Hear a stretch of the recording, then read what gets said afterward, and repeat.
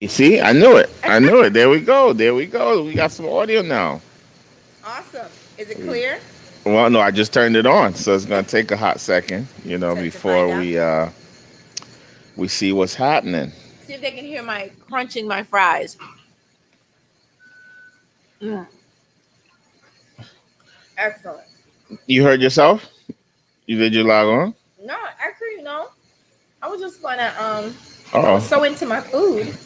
you were so into your food. Yeah, my food that I had not tried to look and see what was coming on. Oh, there I am. Yeah, we see what's happening. Oh, it sounds great. Crunching my fries. Okay, good, It good. actually does. We are live. So, ladies and gentlemen, we are live. We are coming to you from Brooklyn, New York. Yep. Once again, From the studio. we just, we took a lot of time off in December. One, I was battling temporary insanity because Governor Cuomo shut us down. We're still shut down, but we find a way to survive. No income for the first time. First night in my life, but first time since like A long time. 20, 30 years. Like when I was like doing overnights for Sprint. When I quit that job. So I went through a period where I had 2 months where I didn't have a job. Mhm. Well, I was eating hot dogs and big Slurpees Oh my in goodness, that's not DC. good. Yeah. So you know, it's just it was I felt powerless. I felt like, man, how could someone just tell you can't work? Like you can't, I get it. Yeah, outdoor, whatever. The black people we serve don't really do outdoor dining. Okay. Yeah, They just not don't. in the winter. Not in the winter time. Not in the In winter. the summertime, absolutely. It's fantastic. The sun is shining. Wintertime, no. Um, and of course, in my rage, a lot of people thought that we actually closed down. Mm. And so I actually had to do videos to unwind that, Mhm. let people know, no, you could still come and order, Pick up, carry delivery. out. If you want to sit outside, we'll be happy to oblige. And um, And I think but the outside dining we could. I think Well, I'm gonna tell you where it's inspired from.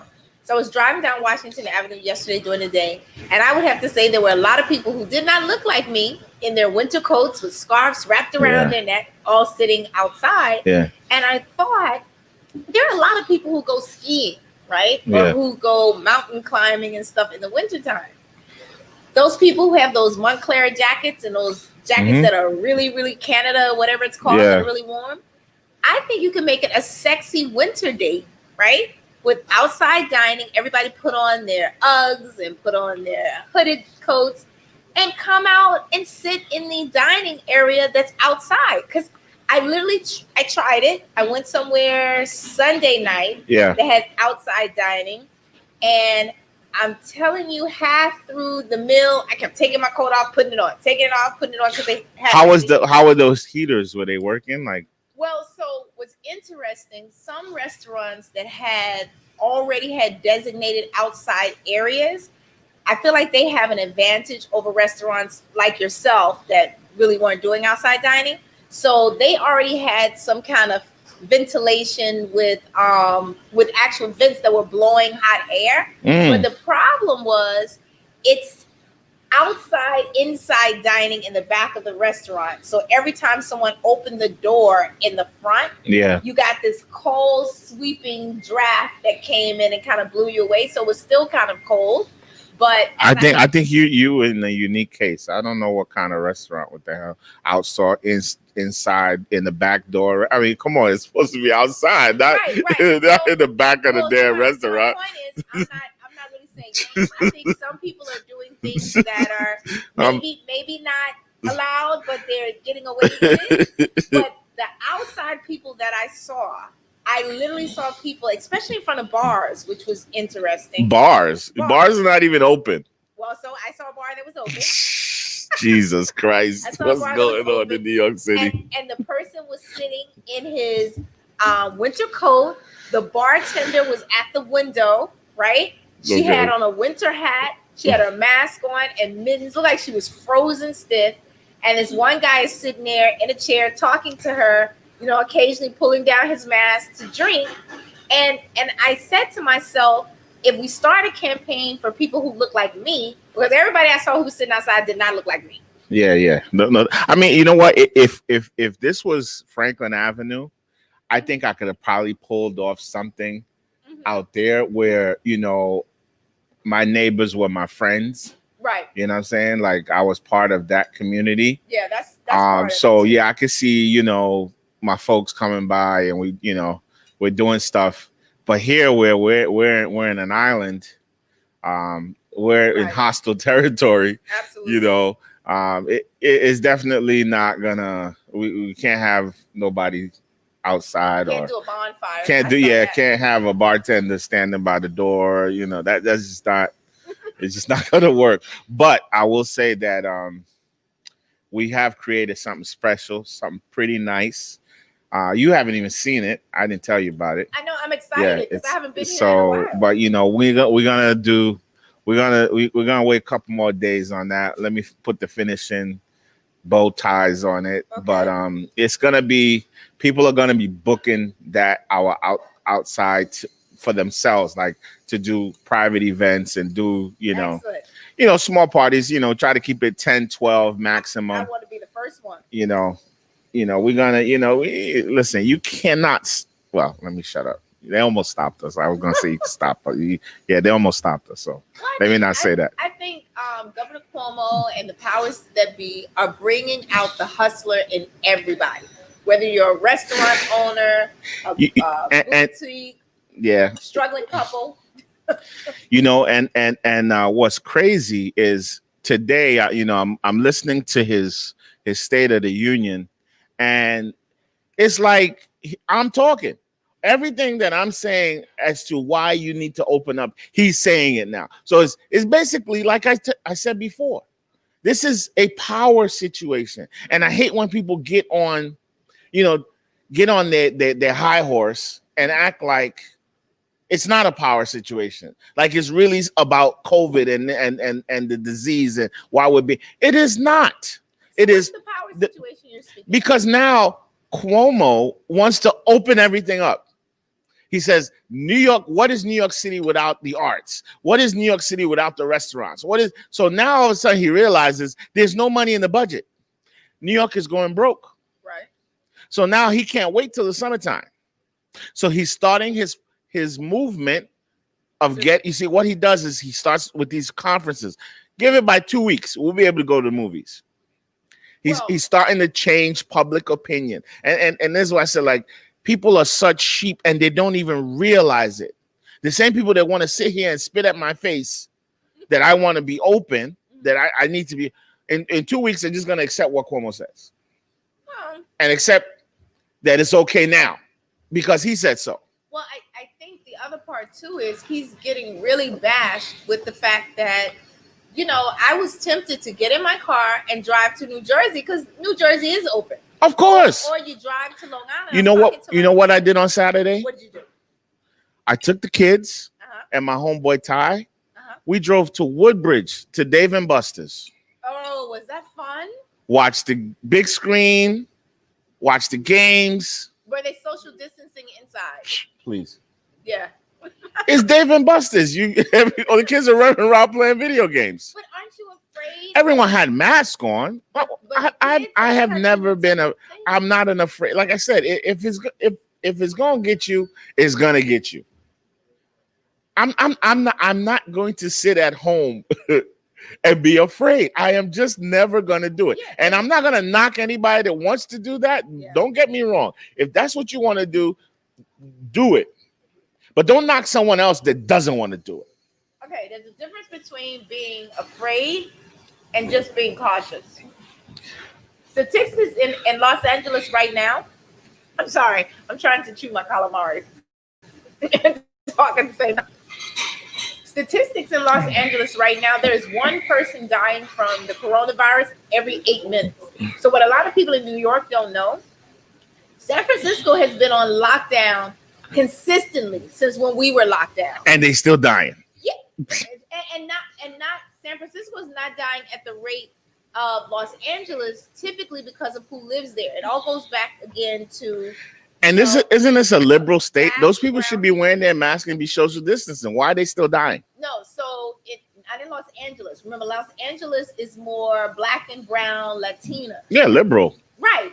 But they don't have they have the same diets and the same health habits probably that we have here because it's majority black and brown people. And they also didn't listen. So I don't know if you know, when we were locked down, Okay, so of Brooklyners were going to California. here's another thing I want to say.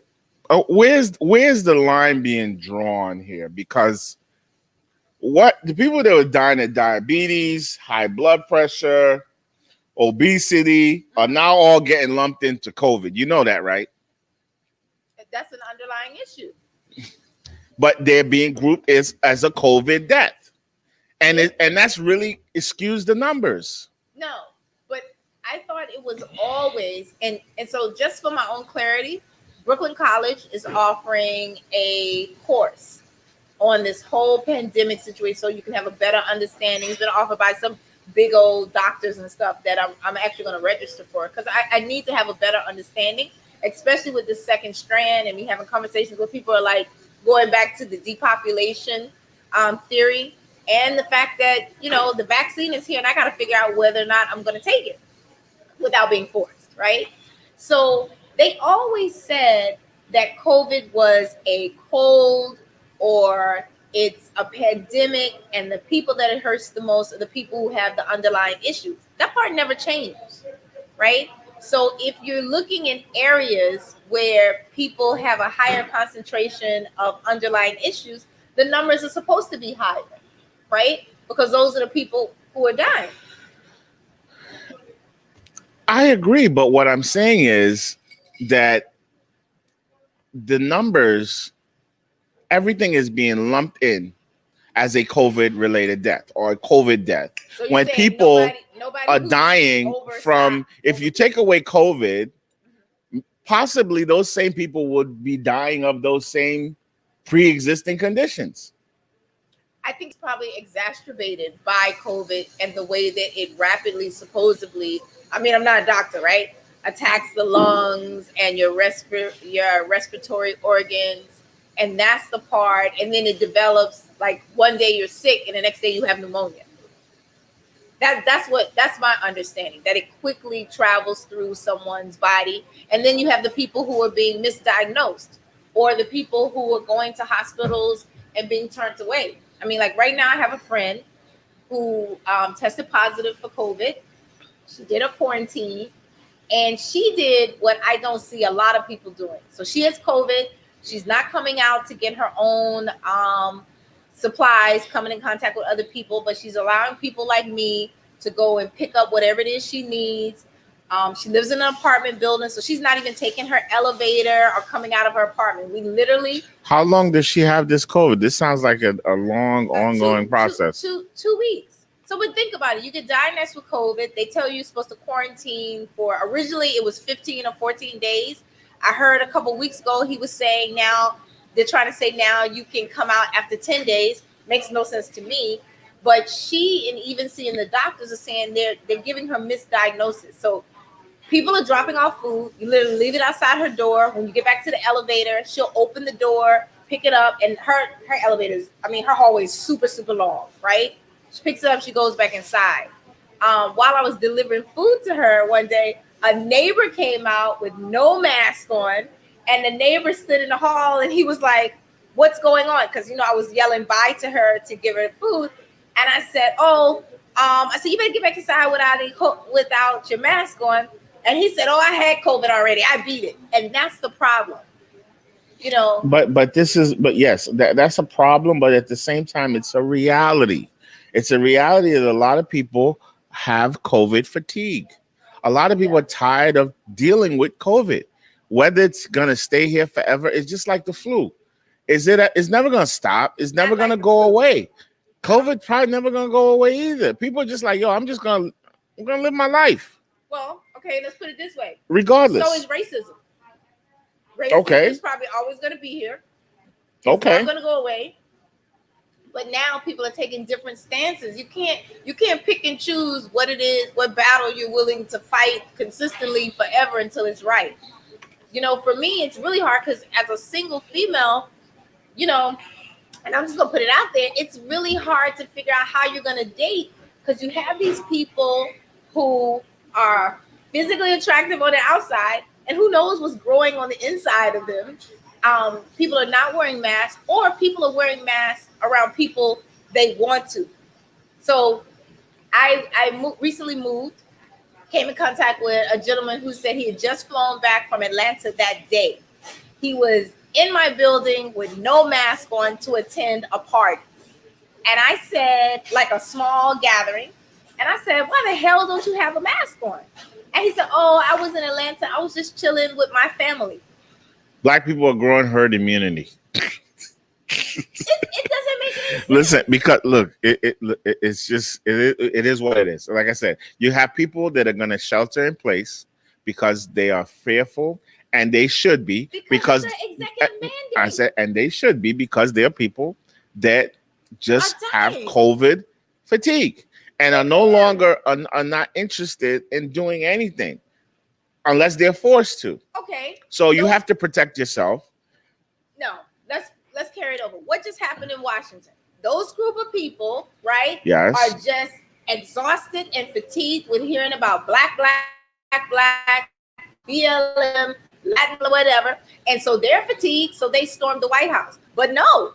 So we're saying that's wrong. They shouldn't do that. They know better. The people who have COVID fatigue, who are now going to these underground parties, whispering in girls' ears and men's ears. Okay, listen, don't group us all the same. There's a difference. I am not putting myself in a situation of going to some underground party and mixing is very different. No. Let me tell you why. Me going to Dave and Buster's and me going to a party, let me tell you the difference. Like I said, everyone in Dave and Buster's has to have a mask on, unless you're sitting at your table dining. So me and my boy were sitting at our table, and we even had our mask on. When we weren't actually even eating food, he had his on, I had on, because I don't know where he's been. He doesn't know where I've been. Did you play games? But my kids were playing games, so they had their mask on the whole time. Did they wear gloves? Of course not. Right. So your kids, and I know your kids, they're beautiful, healthy, beautiful kids. Let me tell you what they did. People are sneezing and touching. And this is what happened, right? When they came back to the table, our beautiful server brought over a whole gallon of sanitizer, and we all poured it over their heads. We sanitized our hands, and some of us went to the bathroom. Right. I think everybody eventually actually went to the bathroom, washed their hands, but we all sanitized our hands several times because she left us with the gallon of sanitizer. But in the tents in which kids are playing, but my kids are not gonna go there with gloves on. It's just that's what I said. Like but they're just you told them because your kids listen to dad. Yeah, but I just we ain't doing it like that.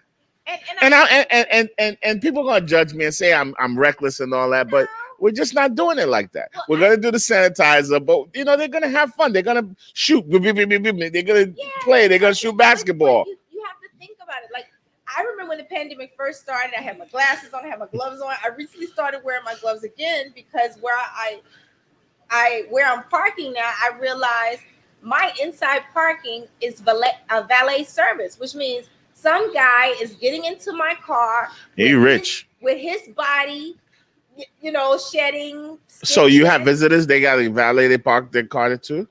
Oh, well, or they're going to park on the street. And it's paid parking. So that's a whole nother thing, right? Okay, I ain't even come in your house. Yeah. And who wants to park on the street? I know, it's terrible. It's terrible. But I thought about it. And valet park is no bueno. Even washing your car is you got to think about that too, because those guys jump in the car and they breathe all up in your joint. And this is what I do. I'm telling you, that's why I keep sea moss in the fridge. And orange juice. I drink it as much as possible. Okay. I drink a lot of water at night. I keep, I've never had sea moss before, except for back in those Jamaican peanut punch kind of drinks. Yeah. I'm ordering sea moss today from St. Lucia from St. Louis. You ain't got to do St. all of Lucia that. The Princess. one they sell right there on Fulton Street is good enough. You ain't got to see. You live in this high rise parking. Your order is shipped from St. Lucia. You're always doing too much. I want to support. I want to support. The Black shit right there on businesses. Fulton Street that looks raggedy as hell. It works. Just put it in the blender. Go on YouTube. Watch the YouTube video on what they say to do.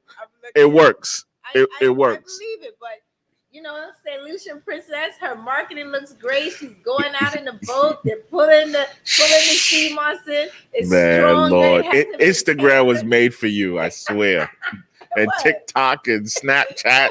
I'm new to TikTok. I'm getting there. I got one little post on TikTok. Lord. It's all marketing.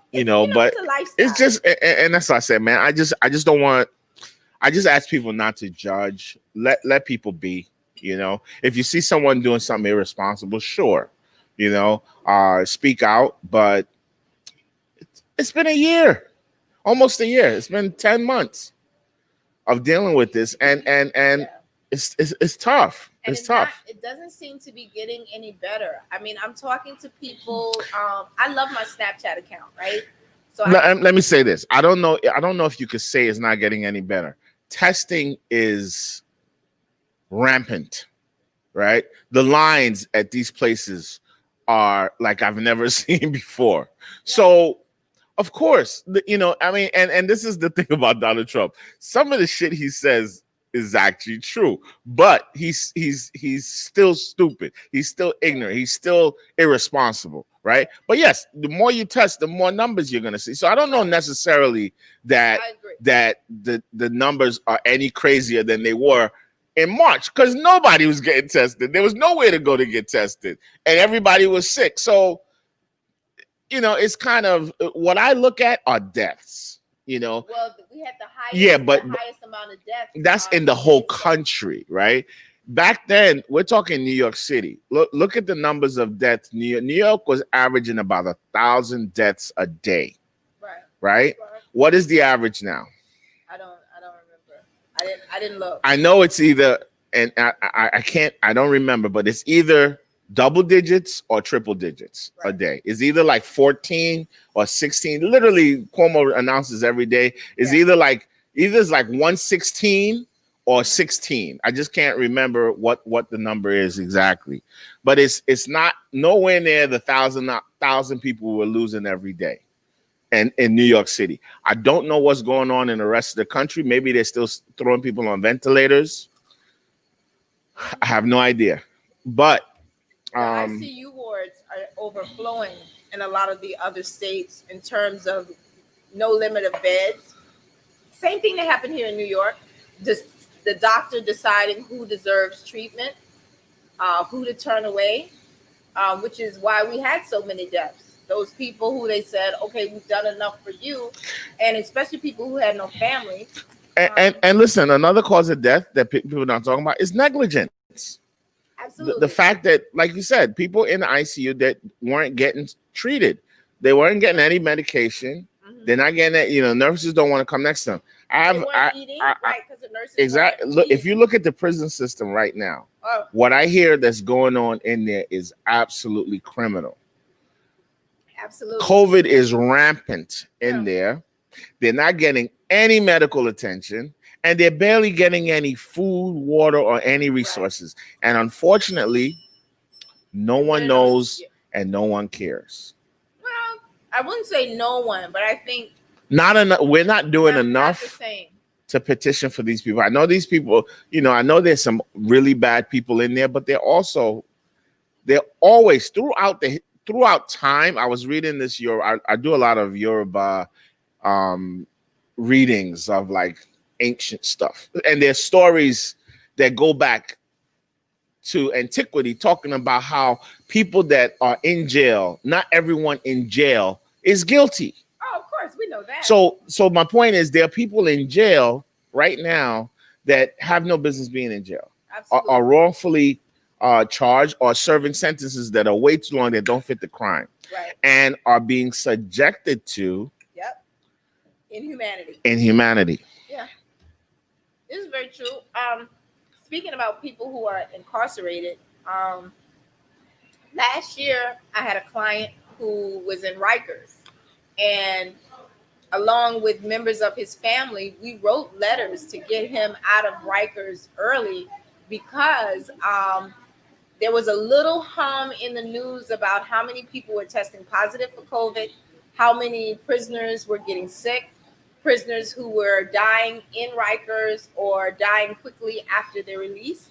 Luckily, he got out early, but I have some people I know who are incarcerated now, and they talk about how they're limited with PPE in terms of getting the mask and wearing the mask.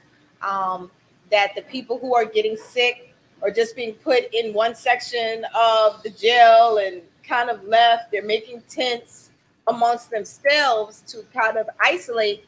But you have to ask yourself, when you think about it, if you're in prison, I don't think they do housekeeping in prison. Like no one comes in and sanitizes your. I'm assuming your cell. I would guess they clean it themselves. Man, I don't know. Fortunately and unfortunately, I don't know anyone personally. I've never been to a prison. I've I've never visited people visited in anyone Rikers. in Scary as prison. hell. Um, and I don't really want to. I hope we keep it that way. Because it's just wrong. I mean, there's so many things wrong with the whole system in itself. Like I said, it's not about bad people being. It's more so about the people that don't deserve to be in there that are Mhm. there. Bad people, they deserve what they get. As far as I'm concerned. But my heart goes Absolutely. out. I have family friends that are serving life sentences that and Yeah. they didn't do the crime, and you're just like, oh my god, you can't even describe the anguish and the grief that person and the family is going through, just living day to day. Like, you know my homegirl was telling me, the guy gets to come out every other day for 1 hour, Oh yeah. Oh, they every got him other in a day, special and then unit. has to stay in a cell with another human being the size of a bathroom. Like, I think that's why that's there's so much crazy. what is it? Promiscuity in prison because you're Let's. forced I don't even want to. I don't even to want to be talk. that I close to don't even people. want to. Come on, man. I don't even. Come on. What the fuck? Come on. Where are we? What the hell is that all about? Come on. I don't want to talk. I don't want to touch that with an 80-foot pole. No, I'm just saying. I think Promiscuity in prison. What we talk about people serving life. Say you talk about well promiscuity. because that's why you have those violent crimes that happen in prison. I mean, you're describing it. You're locked in a room for X amount of time. There's no sunlight. There's no other touch of human whatever. I think I saw in a movie you can't have conjugal visits unless you're married, and who wants to marry somebody in prison? There are a lot of women that love men in prison. Well, I know. A couple years There are ago, tons, thousands, I know millions there's actually a that dating have service. thing Listen, they have that love men in prison. but listen, So listen. We're talking about two different things. yes, we There's are. That's why I don't know why you even brought it up. no, because I'm saying there's actually a dating service based in Washington D.C. that was pairing up. I don't know if they're still in existence now, but they were pairing up professional women of color with nonviolent offenders who were getting out of jail, um, dating, because we're women of color. We're always complaining there are not enough good men or not enough available heterosexual men on the planet. Like the ratio, I think even in New York, there are more men than there are to women. And so this dating service What? started, huh? There's more men to women. No, Yeah. there's more women, period, Well, than I mean, men. more women to men. So, like, let's say if it was Like, 12 slow to down 1. now. Yeah, more There are women more women to than men. there are more women than men. Right. Yes. So, this dating service started looking at parolees that were getting out of federal prisons and stuff in DC and matching them up with available professional women of color mostly, to introduce them when they get out. And these men supposedly are heterosexual. And so you're saying if you're outside and you can't meet anyone, here comes this person. And usually when these men get out of jail, they are fit. They're all nice and strong. And I remember looking at Unlike us. yeah, unlike y'all. Us old farts. No, but in there, they're all different age groups. I mean, I think that's no different than being on Christian Mingle and all those other dating sites. I don't know how people date online. I've never done it. I just think people are crazy. It's never the person that you think they are. That is true. You want to hear about my story about online dating? Yes. I did. My brother, God bless his soul. This was while I was in DC. He was into online dating. This is when AOL. We all had AOL accounts, and he had met someone all the way in Mississippi. Oh God, a good old country girl. Mississippi, and they would talking, and he went down there to go visit her, and they actually hit it off. They hit it off. Yeah, they hit it off to the point that he was down there for like weeks, and then he told me to come down to meet the person. But before I went down, she had a roommate. So, through AOL, Messenger, phone date, exactly. For about a week, I'm hey, how are you? Which one of your brothers was this? Emmanuel. Oh God, you guys kind of. Emmanuel get me in all kind of. I mean, that man had no fear. He gave me all kind of trouble. He gave me all, and so I went down there. I flew down, jet air. I mean, them little $39 Spirit, yeah, they look like they're gonna fall out the sky.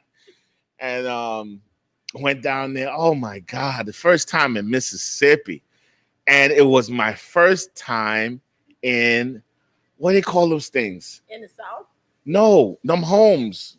Oh, a trailer. Yes. Oh my God. Wait, you went all. Yes, I went all the way to. So we driving down this dirty road, and it's like we pull over. I'm like, okay, what are we doing? They're like, we're here. I'm like, where? A trailer camp. Like, you see that thing right there? Was it at least? No, it was on its own. It was like a standalone. Oh gosh, that sounds like a brothel. Oh my God. I was like, what? It's like, and I swear to you, you walk into this thing and it's a home. Yeah. It is a house. It's a smaller house. Alabama. I've seen them. It's a smaller house. I mean, she even had a jacuzzi in there. Really? Yes. Oh, well, that's pretty good. She had a jacuzzi. So that was my okay. So to end the story, the girl ended up she was crazy, of course, and drove my brother out at gunpoint. So that's drove us out of Mississippi at gunpoint. Oh my goodness. They had an argument, and that's how they settled it. She brought the gun out. My brother called me. I said, my man, get on the next flight. I did not. I will not lose you in Mississippi. I am not coming to get nobody in this. Get out of there as fast as possible. Mississippi. My grandmother is from Mississippi. I remember as a kid, I learned how to spell Mississippi by saying this childhood thing: M-I, cricket letter, I, cricket letter, I, humpback, I. Oh my God, I haven't thought. And they country, man. They but I tell you that they're happy. That's the biggest thing. Like they don't. It's totally different from city life, but they're happy. They Some of them are happy. It's all they know. You know what I mean? It's like it's all you know. So that's what it is. You know what I'm saying? Like they work, they go out and get these cars. Like that's the thing. That's the thing down there. They love cars. They love like leasing cars, like trading in cars every couple of years. 19%. No, I'm telling you, they love their car. Like they're into cars. Well, you could also call that short-term goals, right? If you're living in a trailer home and you can't afford a house, you don't want a house. But yeah, one of my uncles, he's married. They've been married for 100 years, and they have 5 or 6 cars. Yeah, I'm telling you, yo, the South is about car. Like they love their cars. You know, they into that. But no, it's but I wanted to spend a little bit time about domestic abuse. You know, By what? domestic abuse. Okay. See, I have a friend that he he always would say, "Oh, Bub, you know, you have the perfect family. You and Max are so great. You Mhm. know, everything is wonderful. I'm here by myself. I'm here by myself. I'm doing it all by my own. And I wish I had somebody." I would have to Listen, echo that. listen. Even me and Max had a fight yesterday. Okay, Really? this is what we did. There's no couple on earth that doesn't have arguments. But that's the difference. There's arguments, there's fights, Fight, and then there's argument. Now, battles. and this is what I say. Let me finish what I'm saying. When I say we had a fight, we have our ideas fight each other. Uh-huh. See, let That's your the difference. ideas fight. Let your words fight. Mhm. Let your understanding fight, but not your body, not Right, your and that's the physical. difference. That's the difference Do with domestic not abuse. engage in physical confrontations with your spouse. But you have to understand that there are a lot of people who are subjected to domestic abuse that does not have a physical aspect, because verbal abuse can be equally as damaging to But a person as well. but that's a great point you make, and you see what happens is the verbal abuse leads to physical abuse. See, you have to have a certain amount of respect and have boundaries. Hmm. Like, I've never told my wife, "Hey, fuck you," Right. or "fuck you, bitch," or Yeah. called her. I have never, ever, and never will. Right. Right. Knock on wood. And Right. you see, but if you engage, if you use those kind of words Hmm. with someone, Hmm. It that's more what likely. leads to the rage. I agree, but I will also say that it depends on who you're talking about, because there are people there are people who you can say things to them, and they're negative, they're strong, they're abusive. You never have to lay a hand on them. There are women who are trapped in, and there may be men too, but there are women who are trapped in relationships, and the husband never has to lay a hand on them, because every day they're reminding that person or telling that person they're nothing without them. They can't go out, or if they go out, they're going to do blah blah blah. That is also a form of domestic abuse, or That's slavery. that that is a form of verbal domestic abuse. It And is. if you can cripple a person's mind, the body will follow. It is. No, I'm not in disagreement with What is you. that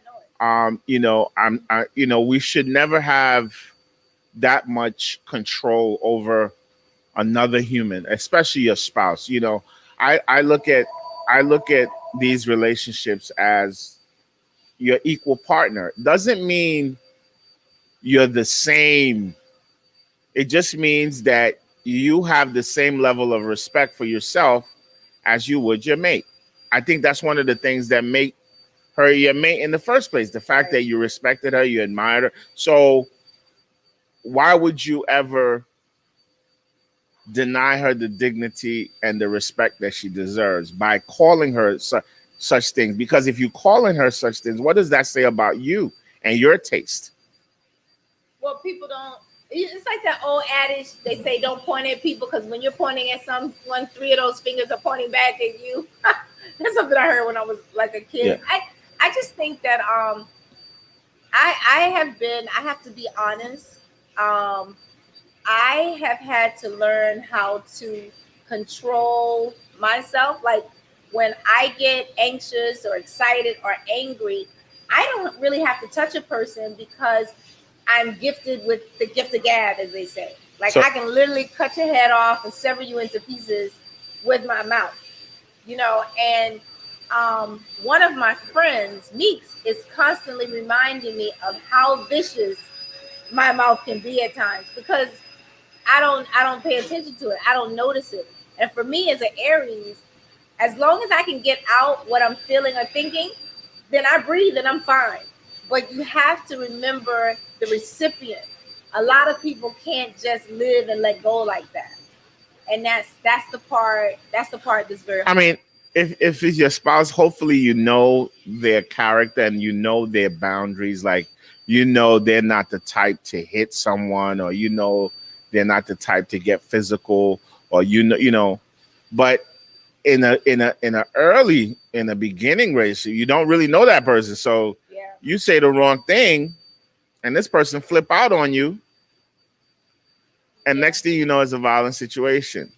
You know, but we do need to every individual needs to really think about domestic violence in their home with their mate, and just make sure um, you respect yourself, you respect your mate, and most importantly, your children. You know, it's horrible to demonize a spouse to your child, And in especially if front they in didn't front of the deserve it. kids. Especially if they don't deserve it. And you know, and people think, oh, you know, the next day they'll get over it and it's gonna be all good. But no, it's not. These things stick with you, and they're painful, and a lot of times they manifest up back into another situation. Well, So it's very yeah. important, you know, as they say, once an egg is broken, you can never pick it back up. So we have to be very careful with the words we say, because once you say it, you can't catch it on its way out. Right. You can't catch it once it's gone. It's gone, it's gone. It's said, and it's gonna do that damage, And inflict I that think pain. a perfect example of that is everything that we're living right now. I mean, all the things that Trump has said throughout the existence of his presidency, paying close attention to everything he said starting this time last year going forward, is exactly why I think it erupted into what we saw on the Capitol. I mean, when you foreshadow that type of behavior for so long, eventually it's going to happen. Um, and with him losing access to all of his social media platforms, and the other thing, people saying that they're incredibly afraid that he might try to do something drastic, like start a nuclear war. While he has access to it. For the first time, I heard these media personalities saying that he's mentally ill. And so, when have you heard somebody refer to the president as being mentally ill? And maybe these last couple of days, we need to make sure he doesn't take any drastic moves. Um, it's really kind of scary when you think about it. Um, I just got to finish a text message real quick. But what I was gonna say is just, especially in this time in COVID, where people are domesticated and are staying hours and days with that person, Yeah, this domestic abuse and fighting, and it's a greater chance for it to happen because you're with yeah. this person all the time, and sometimes you just There's get no break. tired and you get frustrated. So like I said, I don't want to dwell on it forever, but you know, I come into a contact with so many people, and I share their stories. I'm blessed enough for people to confide in me, so I would never put their business, their name out there. We could talk about the situation to help others, but I'm not gonna, Um, so I appreciate that, and and at the same time, I just want to, ring that bell to everyone else that listen. These things are still happening in society, and try to insulate yourself from them. Mhm. Um, but so far, I like our life. It's very we're all over the place. there's Well, no there's it's like no it's dinner table talk. yeah. One conversation leads to another. It's not planned, um, which makes it spontaneous. And we're making up for missed time. We're making Absolutely. up for missed time. And I see some new, we got some new people, some comments. I love that. We love the input. We love to know people are watching, people are listening. It just gets us very excited. Uh, take time out of our day to do this. So many people say different things that motivate you. I get on and I have people that have worked for me that just say some amazing things that, times when I think, they're just angry and they don't want to listen and they're just being difficult, Right. but they actually are, and they acknowledge it. They may not acknowledge it in that time, but they acknowledge the impact that you have on their lives and how it's caused change for the good for them. And so that's why I continue to do this. I just think, I've been blessed with so many unique experiences that we should talk about it. That's why it's journeys from Lagos to Brooklyn. To Brooklyn, There's no situation or question you can ask that I don't have an answer for. I haven't dealt with in some form or fashion. So as we move forward, I look forward to your questions, to your, more input. So we could go, even, if you want to join us live in studio, let me post up the link here. While you're doing that, I want to just speak to the comment by Miss Jackson, Patty Jackson, that was left on the Facebook page, where she said, yes, they are, but there are many women who will sell themselves to support these men. And so, Patty, one of the things that I'm going to say is that we have to try and look at each situation individually. Sometimes those women are battered women, whether it is a woman who's being beat in her head or kicked, whatever, every day into submission to these men. Sometimes on the outside, it's easier to see when that man is undeserving if you're not that woman who has 5, 10, 15 years invested, 2, 3 kids. Because I know I've seen a lot of women who have children with men and they put up with what they're putting up with until those children are 18 and they at least get through school. So when we say overwhelmingly, there's a lot of women who will sell themselves, you have to ask yourself why they're doing that. And even in, I mean, prostitution is the world's oldest profession. So right. And I don't know that she means prostitution. I don't know that she means it literally, but But I mean, literally, that's what it is. I mean, you may not get someone may not say, okay, it's $120 to sleep with you, but there are people out here that sleep with you to get some food, go out on a date. So you just said two different things. So a woman who's sleeping with someone to get food or to keep a roof over her head, is that prostitution or is that survival? Would you? It's the same thing. No, it's just not. Like me working. No, I work for survival, right? No, I have to look. Okay. Let me make my point, right? I have to work to make a living, right, in order to survive. Right. If that job happens to be me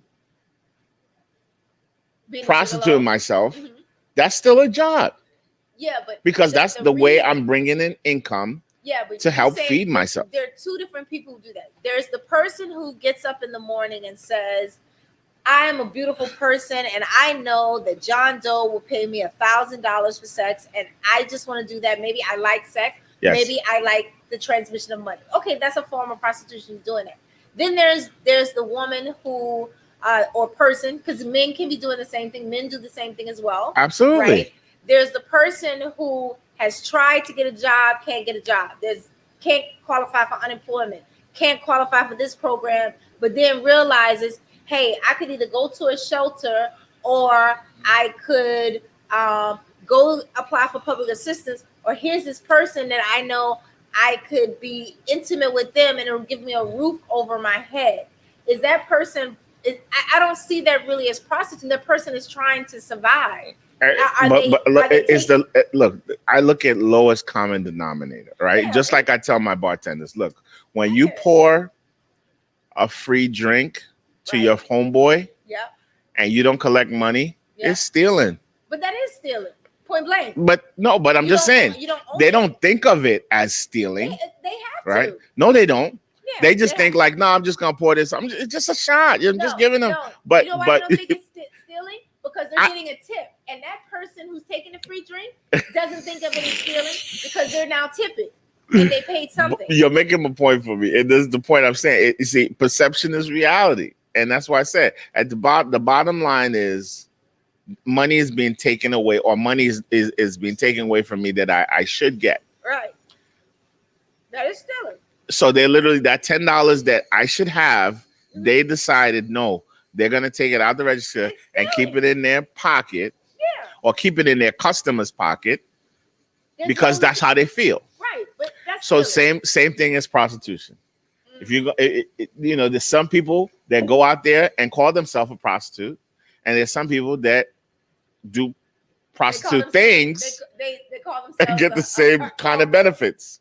You know, but either way, you know, I think there's some it is what it is. Who, Malcolm X said once, "By any means necessary." Yes, right. But a lot of people living like that on with those streets, and a lot of men would be doing it too. If listen, a lot of men are doing it. Let me not even say a lot of men are doing it without having to call themselves prostitutes. That's what I'm trying to say. Why they're not calling themselves prostitutes?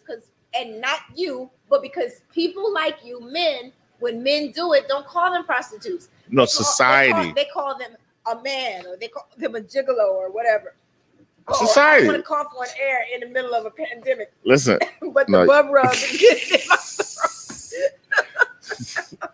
Listen, it's these rules for society. You know, they're hypocritical. It's society, just like the undue pressure that it puts on women to look a certain way, to dress a certain way, and think that appeal is what attracts men, and it's exactly it's not for everybody. You know, it's not for everybody. But we got a reply back response from Patty. I don't have my reading glasses on, Patty, but I'm gonna try to read it. You got COVID or something, man. What's going on with you? It's the peppers. Thank God you're 20 feet away from me. It's the bub rub. It's the bub rub. Okay. Yes, each is different, but when you are single and have no ties to them, it makes you wonder what is home like. Oh, let me read this again so I don't make Patty sound like she don't have good sense. Okay. Yes, each case is different. I want to cough. But when you're single and you have no ties to them, it makes you wonder what is home like for them. I've tried getting some of these females off the street and helping them. I am far from judgmental, and I know DV plays a big part. I had friends who have runs in prostitution, have been in prostitution rings. So it's very difficult to help someone if they're A, not ready to receive help, or B, as I cough again. Don't worry, I'm gonna take over for you so you can get that COVID cough out your throat. I need water. I don't have any more water. No, but look, let's go back to education and having vocational skills, right? This track starts at a young age when you're failing out of school. You're not doing what you need to do. You can't get a job now, or the jobs available to you are not paying what you would like them to pay. When you now see your peers making X amount and you're not making this amount, then you start going, this is one of the factors that cause people to go into that lifestyle. These young women, they want to go to Dubai. They want to have the Gucci bags, and they don't have any life skill that's going to warrant anyone paying them to be able to earn that kind of income. So they use their God-given assets. Yeah. I'm a little bit better now. I got up and got some water. I still feel like I want So it goes back to parenting, and that's why I said, like, it all is, to me, it's all about foundation, building blocks, family. I'm big on men getting married, being there, enjoying their families, creating their families, setting their kids up for productive future, making sure their kids are in line. There are too many kids roaming the streets doing the wrong things. Yeah. That the parents have failed those kids. So many parents, people that I know, have failed their children. But it's And not just the parents, it's also the community, well, because the communities don't. it starts from the parent. Once when the parents fails, then there's no community Right. there to pick up. You know, No, that's true. But there's some no of those, community to pick up. But the first line of defense is the parent. yeah, but some of those parents didn't have good parenting themselves. And That's not an excuse, though. it's not, but it makes it more. It makes it harder, but It, it's no, not an I was going to excuse. say it makes it more believable that those parents would fail, because where is their example coming from? And one of the things that scares me a lot about the coronavirus, when you think about it in a worldly kind of manner, to me, when they said that, the people who are in jeopardy are those people who are 65 and above. Mm-hmm. And in a lot of families, regardless to your race or your religious practice, we all have one thing in common, that generally we respect our elders and we receive wisdom and guidance from those elders in our community. And so if this virus is sweeping across the world and it's taking out all of People of our color, elders, people of color, well, people of color, disproportionately. yes, people of color, but there are also people dying in other races. And for me, I'm just saying, if you remove all this old school wisdom, and in some instances, the old school wisdom is that Confederate, wisdom that tells you to separate as well. But for me, I'm just saying, all these grandmothers and grandfathers and great grandparents and great uncles and great aunts that are being, taken from the planet, it's really kind of scary, especially when I look at my own age and I say, okay, this year it's attacking people 65 to 75. If it's But man made, what if they look, tweak it and next year they're after everybody who's 45 and up? another point that you were bringing up that's so important, like you said about the elders. Look, Mm-hmm. our grandmothers, our grandfathers, our grandparents, these are like the last. This is like the last frontier for honor, Yeah. respect, culture, wisdom in the community. That generation goes, we lose all of that. How many friends project out to be that grandma that everyone is coming to their house? People don't want to be around anybody no more. Everyone's secretive. Everyone is on their own. Everyone is by themselves. We are a different group of people. Our generation is literally worthless when it comes to the institution of family and community. We have no sense of community whatsoever. And listen, I'm guilty of it, because when my parents were our age, their kids played with their friends' kids, Yeah. and I don't see it. Maybe I have the wrong friends, but our kids are not socializing enough I with each other.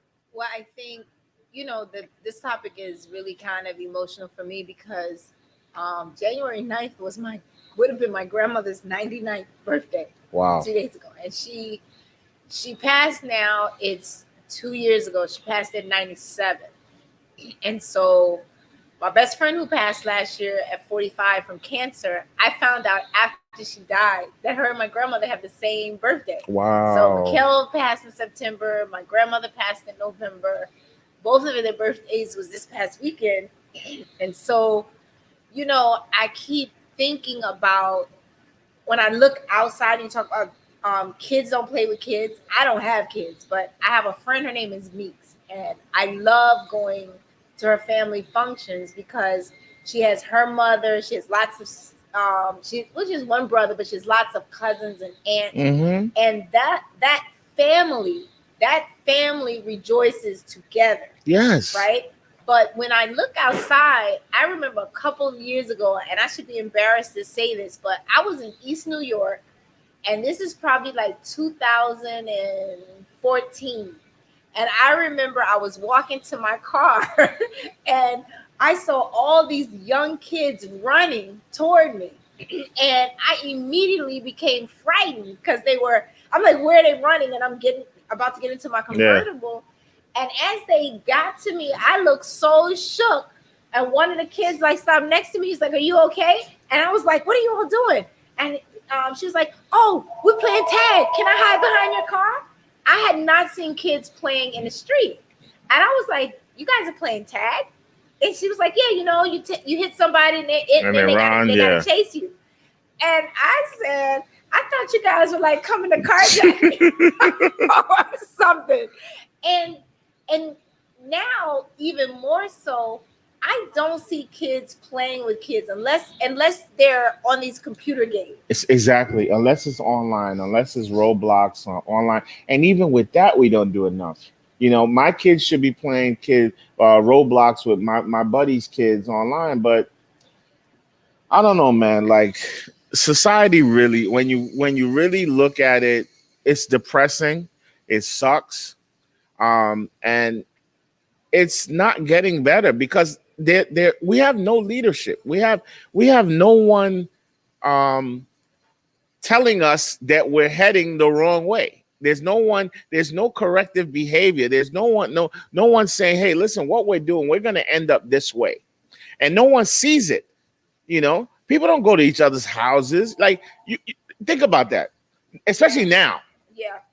Going to your house, that's taboo. So this whole age of privacy and loneliness and isolation, it is not good. It's not human. It is not human. I want to piggyback. We have another comment from Brandon. Hi, Brandon. So, I think what you're saying, Brandon, is absolutely correct. Brandon wrote a comment where he's basically saying the virus should be teaching us about how important health is. It's more than just about a person's age. It's also about adversely affected obesity, high blood pressure, diabetes, and smoking.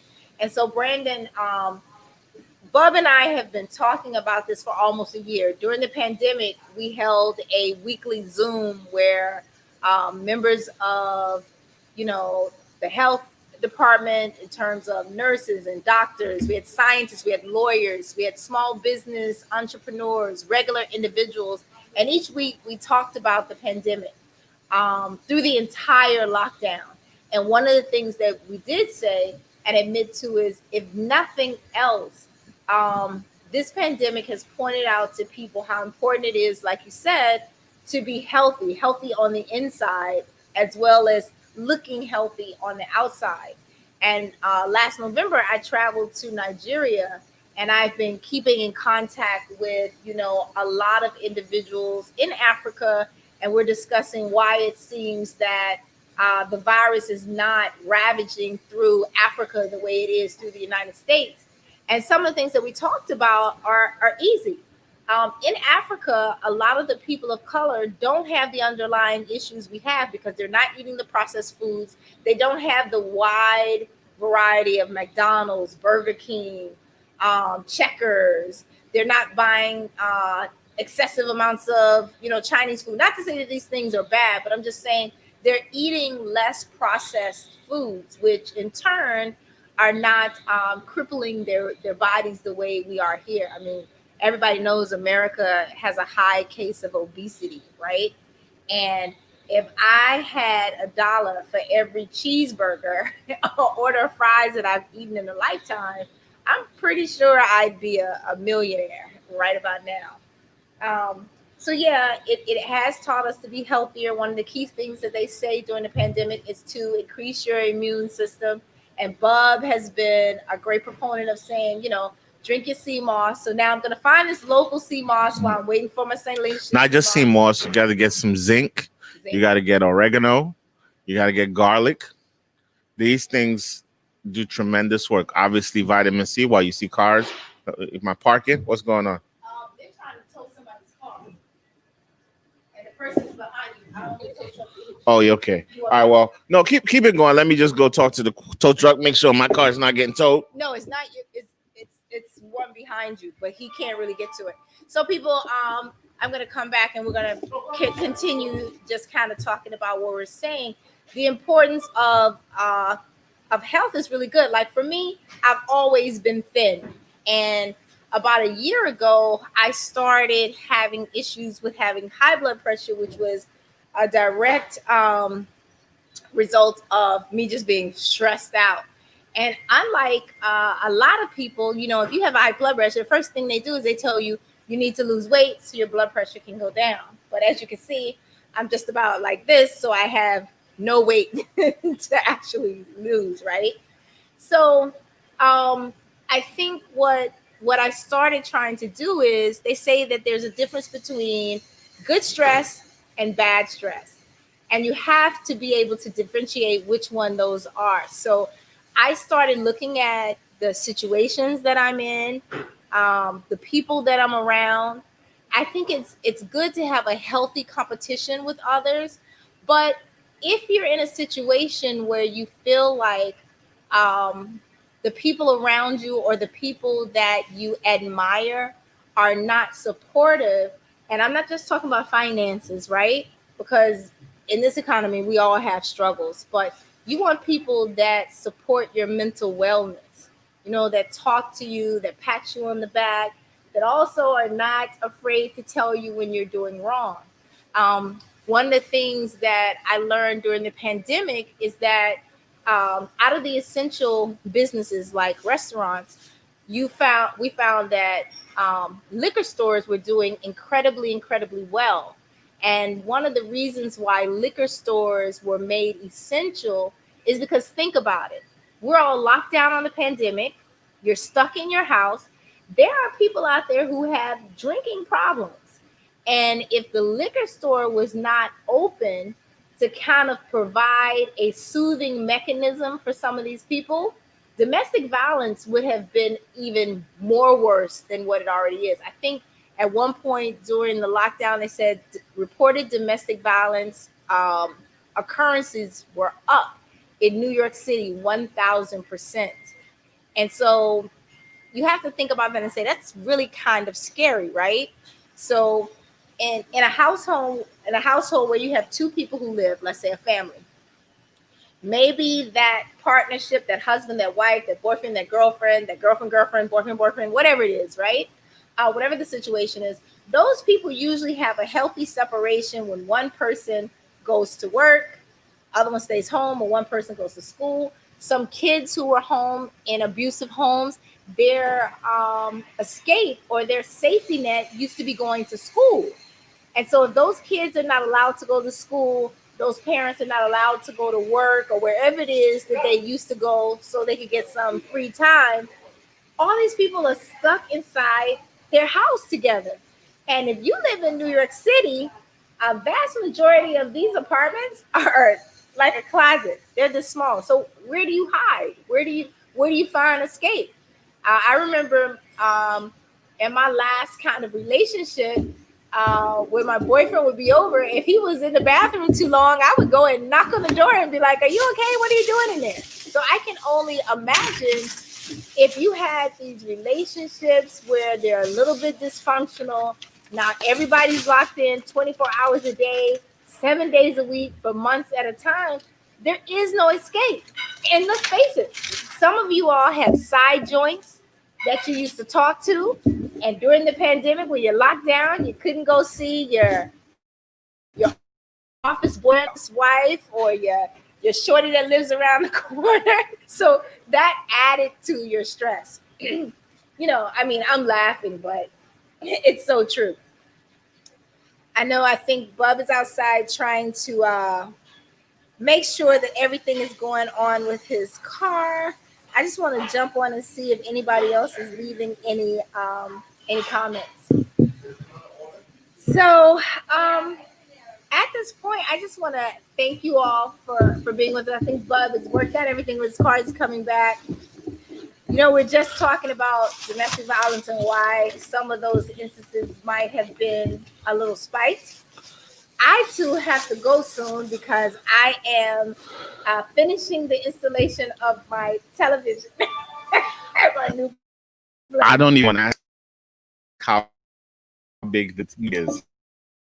I didn't. So my mother told not for the TV yet. So I'm waiting until the Super Bowl. But I did kind of pimp out my current TV, my current TV set. And I took a video of it. I'm very proud of what I've done so far. Well, you're gonna upload it on your page so our people could see it. Oh, I can put it in the live. Yeah, put it on the I page. sure can. But yes, before we go, a couple of quick things. They're gonna impeach Trump tomorrow for the second time. Oh, they're actually gonna do it. Yeah, they're gonna do it. Also, if you're a small business owner, PPP round 2. Starting now. It's I know a lot of people love talking about reparations and getting free money and all. This is the closest thing you're gonna get to that. Quite in fact, it is the reason why I continue owning a business, because if you had a payroll system, if you did things halfway right, 1/5 of the way right, you can benefit from the PPP program. Minorities and first-time drawers are able to apply right now. Absolutely. Tomorrow, people who've had it before get to reapply. Please do not delay. There are a ton of people, ton of organizations. If you need help, you have questions, direct message me, email me. I'll try to put you into the right people. $285 billion in it. To help you get it. I plan on getting mines.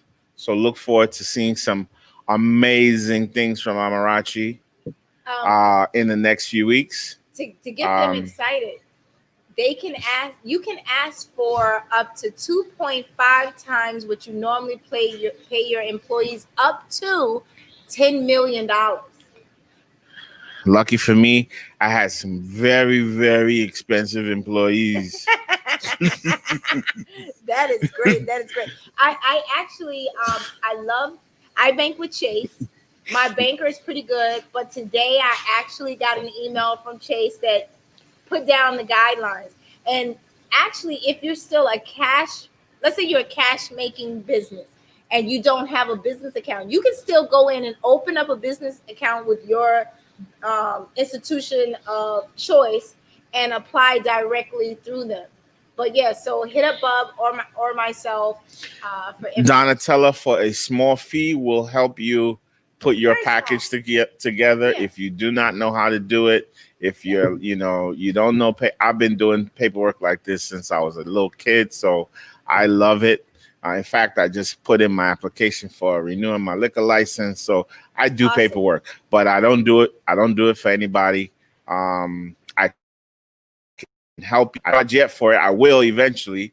But I can certainly help you if you have questions, you need help, point you in the right directions, tell you what I've done that's worked. I'm here for it. But this is what we do. We try to help folks and try to put you in the best position. I remember when I was, like I said, liquor license, that was like the biggest thing. Oh my God, it cost $100,000. So many myths and so many things to terrorize people. Right. It's not, listen, you have half a brain, you can do it. It's very simple. It's very straightforward. If you're not a convicted felon and XYZZZs, you can get it. You just have to go through the process as long as your state is still granting them. But back to the PPP, please get on this. And there are other programs, especially for people in the arts. The New York State just announced a bunch of initiatives. Stay on top of these things. Listen, use Google to your advantage. Just you have an idea, Google it. You'll see you'll see answers pop up. Where can I find XYZ? Google it, use it. Try and get yourself some of this free money that they're dishing out, and put yourself in a position to be successful. As so many people I know in the past few years are pivoting to owning their own businesses and setting themselves up the right way. This is part of it. If you did do that, you get rewarded with the PPP. If you haven't, start now, because I do believe there will be a third round that Biden will enact. So let's get this cheese. Yeah, and please, a small business owner said to me yesterday, Sunday, I was speaking to someone in the culinary field, and I asked him, did you apply for an SBA loan? Did you put in your PPP? Did you receive any funds from the EIDL? And he said to me, I make a pretty good living. My business is going well. I feel like those programs are for people who really need them. And I didn't want to do it. Okay, real quick, let's just explain what this is. So the PPP requires you to use the money you get, at least 60% of it, to payroll. Right. If you fail to do so, it will be a 1% loan. So even if you don't use the money for payroll, it's a 1% loan. Where can you go today and get a 1% loan? Absolutely. Nowhere. Absolutely. So there you go. And on that note, right? We will see y'all. Today is what, Tuesday? Tuesday. We'll see y'all at a normal time Thursday, God willing. And unless something crazy happens with the impeachment tomorrow, we might just jump on tomorrow. Yes, please be safe. Refrain from posting anything crazy on social media. Don't let these Trumpsters come get you, come after you. It's not worth it. They're going crazy. They're getting shut down in every corner, and it's like a snake with their head cut off. They're just looking for anything to just chomp onto and release all the venom into. So be careful, stay safe, and God bless.